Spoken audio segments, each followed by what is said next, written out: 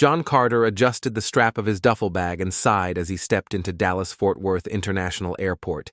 He blended in with a morning crowd, just another passenger in a sea of travelers. That was the point. No private lounges, no VIP treatment today. He wasn't. John Carter, the CEO of Skyway Airlines, he was just John, a man, flying coach to Chicago. The plan was simple: observe, evaluate, and understand the customer experience from the ground up. John had always believed in leading by example. If he wanted to improve his airline, he needed to see what an average traveler went through. But as he approached Gate C-23, something shifted. A white supervisor wearing the standard Skyway uniform stood near the counter scanning the crowd. His name tag read Mike Reynolds, and his posture was rigid, almost alert. John barely had time to check the gate number on the overhead screen before he heard the first question. "Excuse me, sir, are you in the right place?" JN turned, meeting Mike's narrowed gaze. "Yes, Skyway Flight 317 to Chicago. Correct?" Mike studied him, then glanced at John's casual outfit: jeans, a plain gray hoodie, and sneakers. Something about him didn't sit right with Mike. "Can I see your ticket?"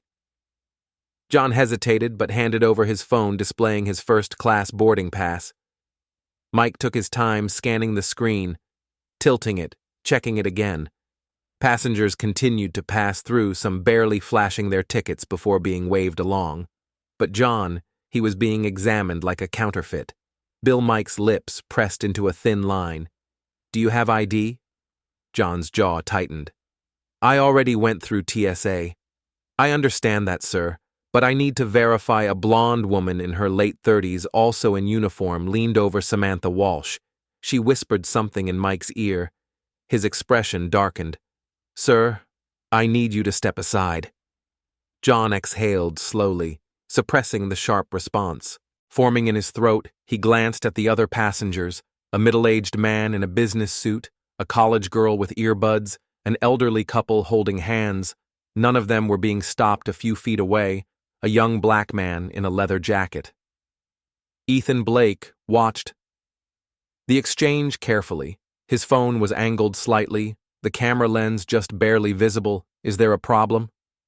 John asked, his voice. Even Mike's jaw worked. "We've had reports of suspicious activity in this area, just following protocol. Suspicious activity." John forced a smile. "I see, and does. Protocol includes stopping only certain passengers." Mike stiffened, but before he could answer, two uniformed officers approached. "Sir, we need you to come with us," said Officer Daniels, a tall man with a stern face. "Just a quick additional screening." Passengers whispered, some pretended not to look. Others watched with unapologetic curiosity. John felt the familiar weight of humiliation pressing against his chest. He could have pulled out his business card. He could have announced who he was, demanded to speak to the airport manager, shut this entire thing down in seconds, but he didn't. Instead, he lifted his chin and followed the officers to the security office 10 minutes later. John sat stiffly in the sterile windowless room. A metal table separated him from Officers Daniels and Baker, who stood over him, like he was already guilty of something.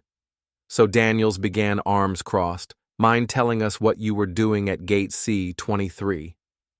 John held back a bitter laugh. "Boarding my flight, like everyone else." Baker scribbled something on a notepad. "Do you fly often?" JN tilted his head. "What kind of question is that? Just need to establish some details." "Details?" JN folded his arms. "You mean like the fact that I'm a paying customer, that I had a valid boarding pass, or that I was stopped for absolutely no reason?" Daniels leaned forward.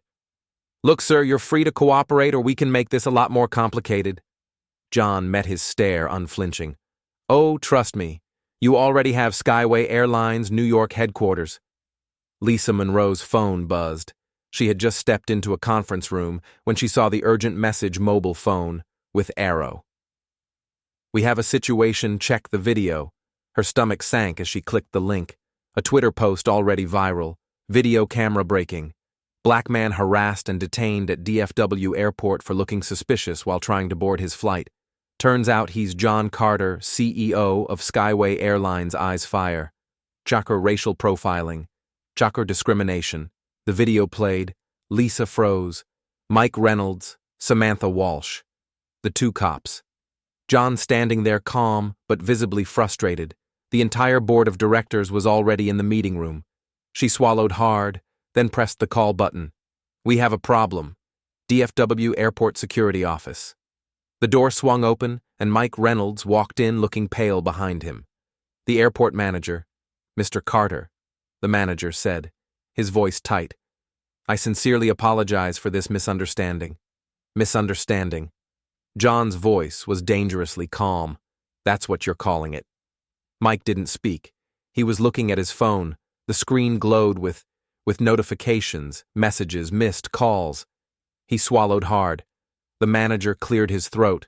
Effective immediately. Mr. Reynolds and M. Walsh have been relieved of their duties. Mike's head snapped up. Wait, what? You're fired! Mike. The manager's voice was flat. Samantha, too. The company won't tolerate this kind of behavior. JN watched as realization dawned in Mike's eyes. He wanted to protest, to defend himself, but the decision was already made. For a moment John felt nothing. No satisfaction, no relief. Just a deep, bony exhaustion. This wasn't over. Not even close. He stood adjusting his hoodie. I'll be leaving now. And this time no one stopped him. John Carter stepped out of the security office, his breathing controlled, but his mind racing. The damage had already been done. Passengers still loitered near gate C-23, whispering and stealing glances at him. Some had seen the incident firsthand. Others had already watched the viral video. He didn't break his stride. He had spent his entire career proving he belonged in boardrooms, at investor meetings, in an industry that rarely made space for people like him. But today, in a damn airport terminal, he had been reduced to nothing more than a suspicious black man in a hoodie. His phone buzzed relentlessly. Messages poured in from Lisa Monroe, from executives, from reporters who had smelled blood in the water. Mobile phone with arrow. Lisa Monroe, call me crisis mode. Mobile phone with arrow, unknown number, Mr. Carter. I'm with NBC News. Would you be willing to comment? Mobile phone with arrow, boardroom group chat. We need a response ASAP. This is exploding. John inhaled sharply. He needed a moment to think. Instead, he walked straight to the nearest airport lounge and ordered a double espresso. Skyway Airlines headquarters, New York. Lisa Monroe was not having a good morning. The executive boardroom was a mess of raised voices, frantic typing, and alarmed investors dialing in from different time zones. A massive TV screen displayed the latest segment on CNN television. Skyway Airlines CEO detained in own airport racial profiling or honest mistake. Jesus Christ, someone muttered. Lisa pinched the bridge of her nose. All right, let's get ahead of this vice president. Andrew Whitmore, a middle-aged white man with too much confidence and too little patience, leaned forward. Lisa, how the hell did this happen? She exhaled. How maybe because two of our employees decided to play security guards with their personal biases. Maybe because TSA let them. Andrew wasn't listening. His fingers drummed on the table. Damage control. What's our official response? Lisa's phone vibrated. JN was calling. Give me a minute. She stepped out and answered.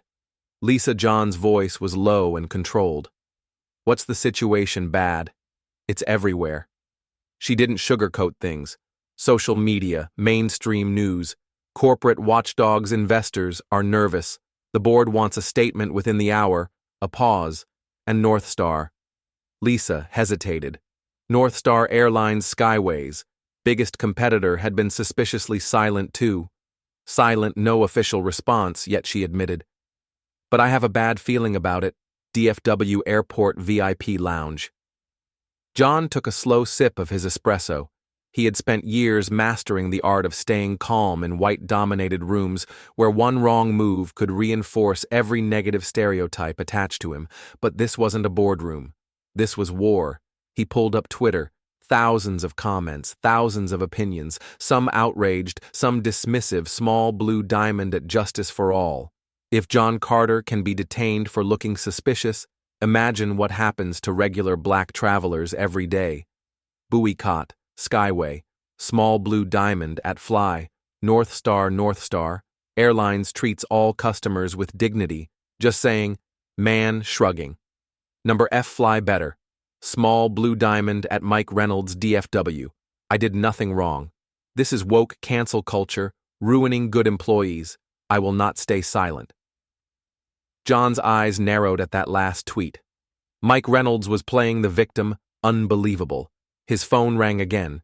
This time the caller ID made his stomach tighten. Mobile phone with arrow unknown number, CEO Martin Caldwell, North Star Airlines, North Star. Airlines, a calculated move. Martin Caldwell had been waiting for this moment. The CEO of North Star Airlines, a shrewd businessman in his late 50s, had orchestrated plenty of corporate plays before. But this was a gold mine. John Carter was young, black, and ambitious. Many in the industry had been waiting for him to fail, and now, thanks to an incident in his own airline, Carter wasn't just on the defensive, he was vulnerable.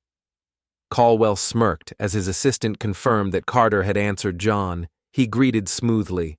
Rough morning, a long pause. Martin John said, "If you're calling to gloat, save it." Caldwell chuckled. "Oh, come on now. No need for hostility. I was just thinking situations like this, they reveal a company's true culture." John's grip tightened around his cup. "Let me guess," he said coolly. "You want to make a public statement about supporting diversity while quietly pushing the narrative that Skyway has a racism problem." Caldwell's laugh was barely concealed. John, I would never do such a thing." Caldwell sighed theatrically. "Listen, if you need a fresh start, North Star is always looking for forward-thinking executives to join our team, no profiling included." John's jaw clenched. He knew exactly what this was, an offer wrapped in an insult. "You're enjoying this, aren't you?" Caldwell didn't even bother denying it. Enjoying, no. But let's be real. You're in damage control. Investors are watching. Maybe it's time to consider other options. John closed his eyes for half a second, then hung up. He was done playing defense, back to the boardroom. Lisa looked up as John entered the conference call. His face was stone, cold, serious. "We're not apologizing." His voice cut through the noise. The board members stopped talking. Andrew Whitmore blinked. "Excuse me? You heard me?" John continued. "No defensive corporate. No, we regret the misunderstanding, none of that." Lisa smirked. He was pissed. "Good." John leaned forward. "This isn't just about me. If a black CEO can be treated like that, imagine what happens to our passengers. Imagine what happens to our employees. We fix this by making real changes, not just firing 2 people and moving on a beat of silence." Then slowly, Lisa nodded. "I'll draft the statement." John exhaled. This wasn't over, not by a long shot. And if North Star thought they could use this against him, they had no idea who they were dealing with. John Carter had been playing fair his entire career, working twice as hard, proving his worth, navigating corporate politics with precision that was over. Dallas, Fort Worth Airport, was just the symptom. North Star Airlines was the disease. As he sat in his corner office in Atlanta, the city lights glowing beyond the floor-to-ceiling windows, John pulled up his inbox envelope with arrow subject urgent information on North Star's involvement. Lisa had moved fast. The email contained internal communications leaked from North Star Airlines executive team. John clicked. A PDF opened from Michael Hastings, North Star PR director, to Martin Caldwell, CEO, subject Skyway Airlines Incident Media Strategy. Marin, the video is spreading faster than expected. Public sentiment is turning sharply against Skyway. Our sponsored posts on Twitter and LinkedIn are gaining traction. The subtle push toward North Star as a better alternative is working. Engagement is up 37%. Do we move forward with Phase 2? John's blood ran cold. Lisa had been right. North Star wasn't just capitalizing on the crisis, they had engineered it. Another attachment: security footage. He clicked. The grainy airport security clip showed the North Star executive, Daniel I. Pierce, their senior VP of operations, talking to Mike Reynolds at a coffee kiosk near Gate C-23, 5 minutes before John arrived at the gate. This wasn't a coincidence. John leaned back, exhaling through his nose. His fingers drummed against the desk. Mike had been following orders, and now, John had proof. Skyway boardroom emergency meeting. Lisa Monroe stood at the head of the table, arms crossed. The executives were silent as she finished her presentation, so Lisa closed her laptop. North Star orchestrated a PR attack against us. What's our response? Andrew Whitmore rubbed his temples. We could sue. John scoffed and spend 2 years in litigation while North Star eats our market share. No, a beat of silence. Then Lisa smirked. We fight back. John nodded. Lisa, what do we have ready for release? She picked up her phone, a carefully worded statement, exposing North Star's manipulation, along with the leaked emails and security footage. Andrew hesitated. If we go public with this, it's war. John's eyes were like steel. Then let's go to war. Lisa pressed. Send breaking news within an hour. Every major news outlet had picked up the story. Television CNN leaked emails suggest North Star Airlines' direct involvement in racial profiling incident at DFW Television. NBC New Developments was Skyway CEO, a victim of corporate sabotage. Television. Twitter number North Star exposed trending at #1 worldwide. John watched as the narrative flipped. For once, he wasn't the one on the defensive. North Star was North Star Airlines, headquarters damage control. Martin Coldwell's office was in chaos. Lawyers, PR reps, and senior executives shouted over each other, scrambling to contain the fallout. Who leaked those emails? Caldwell's voice was sharp. His PR director looked pale. We don't know yet, but the security footage. This is Carter's doing. Coldwell seed. He had underestimated the man. That was a mistake. North Star stock was already dropping. Investors were furious. He needed an out. Caldwell grabbed his phone and dialed mobile phone with Arrow calling John Carter. Final confrontation. John stared at his ringing phone, mobile phone with Arrow. Martin Coldwell calling Lisa. Raised an eyebrow. Want me to answer? John shook his head. No, I'll handle it. He picked up. John Caldwell said smoothly, as if they were old friends. We should talk. JN leaned back in his chair. Talk or negotiate your way out of this mess.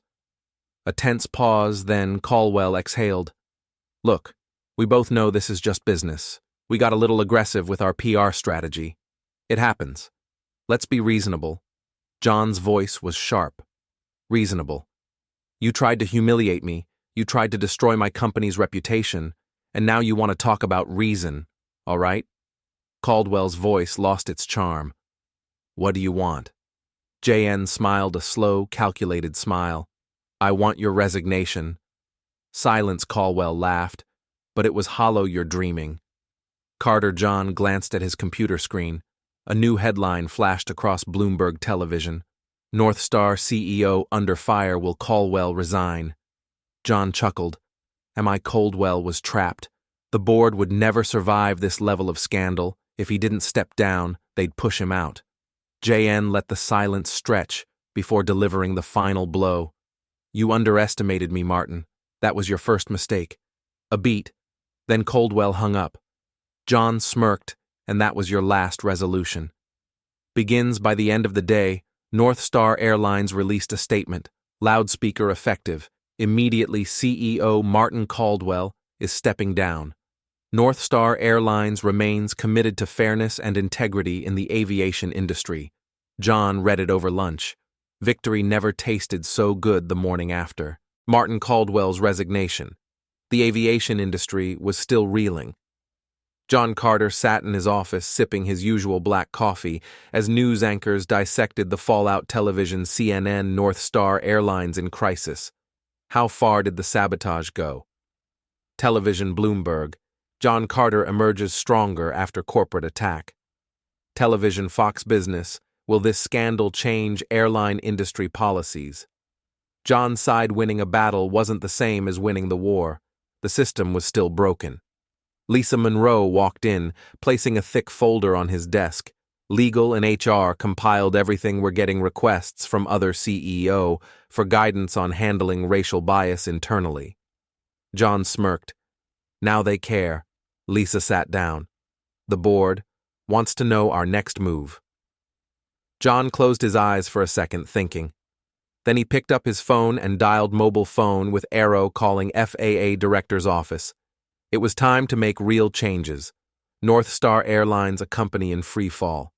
Meanwhile, at North Star Airlines, the situation had only worsened. The company's stock had dropped 14%, and customers were canceling flights. The board had forced Caldwell out, but they needed a scapegoat, someone to take the full blame, so they threw Daniel Pierce, their senior VP of operations, under the bus. Loudspeaker official statement: North Star Airlines strongly condemns the unethical behavior of former executive Daniel Pierce, who acted without the company's knowledge. We remain committed to fair business practices. JN read the statement and laughed bitterly. They were lying. Pierce was just a pawn. Caldwell had authorized everything, and they all knew it. But John didn't need revenge anymore. He had bigger plans, a policy shift in the aviation industry. Within a week, John's next move took shape. Loudspeaker Skyway. Airlines announces a new industry first. Initiative: Small Blue Diamond, mandatory racial bias, training for all employees. Small Blue Diamond, a new passenger rights policy to prevent discrimination. Small Blue Diamond collaboration with other airlines to push for federal policy changes. John's phone buzzed nonstop as executives from Delta United and American Airlines reached out. 4 years, companies had been comfortable ignoring issues of racial profiling. Not anymore.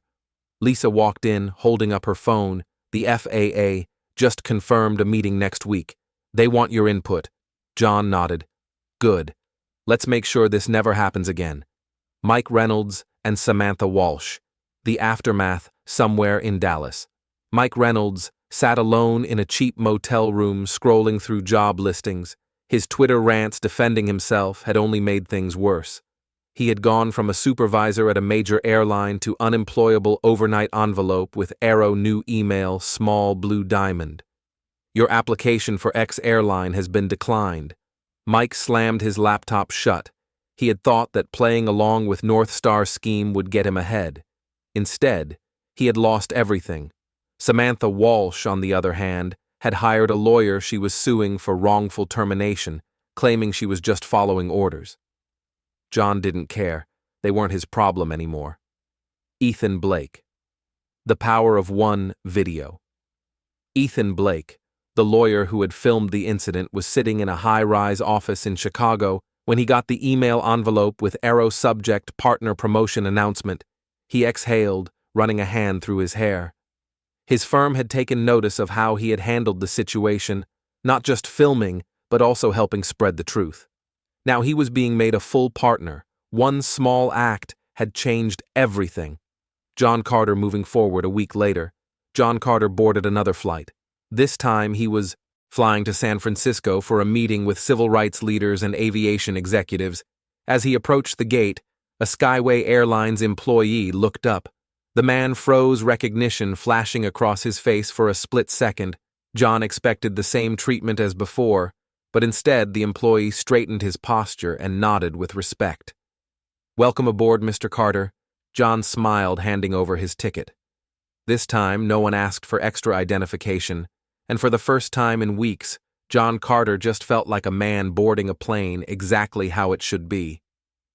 John Carter stared out the window as his Skyway Airlines flight cruised at 35,000 feet, the soft hum of the engines, the faint chatter of passengers. It was a routine flight, nothing extraordinary, and yet for him, everything had changed. He had spent years building his reputation, breaking barriers, leading with integrity. But in a single moment, standing at gate C-23, all of that had been stripped away. He had been reminded of exactly who he was in this country. But now the world had changed too. Television, CNN, Skyway. Airlines, new policies spark industry-wide reform. Television. Bloomberg: John Carter named most influential CEO of the year after landmark aviation changes. Television. Forbes, the man who took on North Star Airlines and won Lisa Monroe, had sent him the articles that morning. He should have felt victorious instead. He felt exhausted. Mr. Carter, he turned to flight attendant, a young black woman with warm eyes, stood beside his seat. I just wanted to say. She hesitated, then smiled. What you did. It mattered. John held her gaze. It wasn't just about winning. It was about making sure no one else went through what he had. He nodded. Thank you. 1 year later, a new industry standard. The aviation industry was different now. Small Blue Diamond. All major U.S. airlines had adopted Skyways. New anti-discrimination policies. Small Blue Diamond. The FAA had implemented mandatory racial bias training for security and airport staff. Small Blue Diamond passengers now had stronger protections against profiling, and as for North Star Airlines, Small Blue Diamond, their stock never fully recovered. Small Blue Diamond, their new CEO issued a formal apology, but it was too little too late. Small Blue Diamond passengers weren't so quick to forget. Skyway Airlines, boardroom victory. John sat at the head of the Skyway boardroom watching, as the directors unanimously approved his final proposal, a new scholarship program to help underrepresented students enter the aviation industry. Lisa smirked from across the table. You'll move? North Star. John chuckled. They're not playing in our league anymore. Final scene, a moment of peace that evening. John walked through Hartsfield, Jackson, Atlanta, International Airport, no bodyguards, no assistants, just a man walking through an airport, and this time no one stopped him. No one questioned him. He smiled to himself, feeling something he hadn't in a long time: freedom.